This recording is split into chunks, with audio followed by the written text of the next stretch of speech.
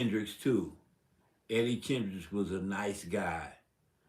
Um, Eddie Kendricks, I tell you, I was at the Fairmont Hotel, and I was at the Venetian room, and I was in the back in the kitchen because I was part of the catering crew that helped with their food and stuff.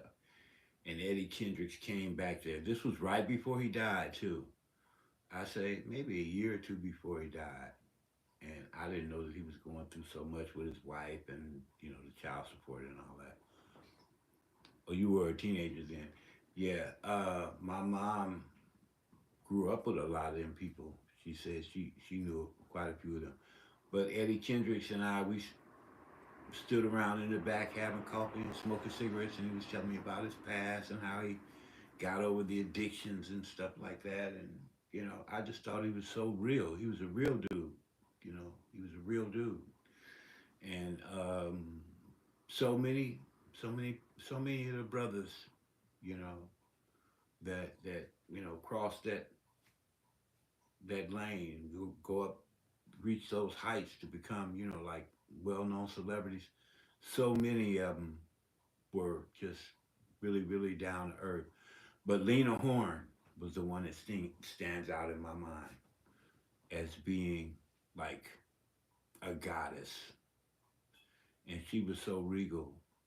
I met her at the Hilton, and I when I met her, I was in. It wasn't the grand ballroom. It was one of their other ballrooms, but it was just as big, like about the length of a football field, maybe a little bigger. And she and I stood in the middle of that room, and when she talked to me, it was like I was the only person in there, and the room was just crowded with people. And she and I, we talked, and it seemed like she just shut the whole world out. And she was so, you know, I don't know, warm, and gracious, you know. And I never forget her as long as I live. As long as I live, I will never forget meeting her, you know. But yeah, there have been a few in my life. One thing I want to know from you, and this is a question I have to ask you. Yeah, it was one of those times I'll never forget.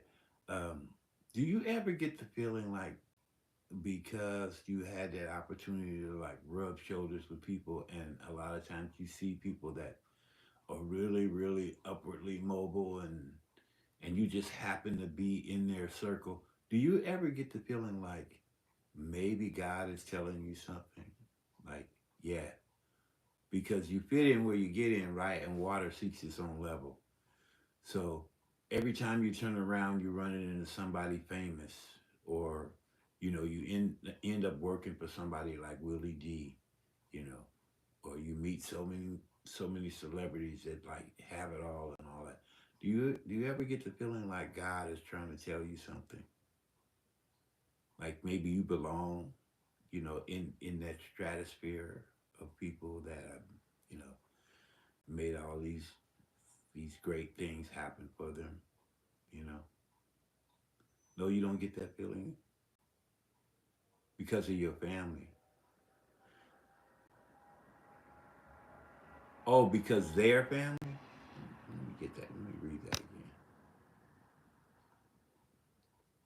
No, I don't feel that way because of my family. Oh, your family. Your family keep you grounded. Ooh, Jazz, you just you manipulating all my conversation and my thought. I'm shutting out all the chat. I apologize, everybody. Jazzy is so interesting.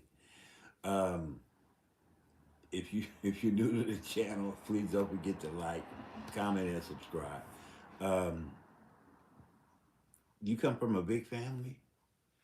How many members in your family? And I can't make this thing go up. Ooh, I almost knocked that whole thing over.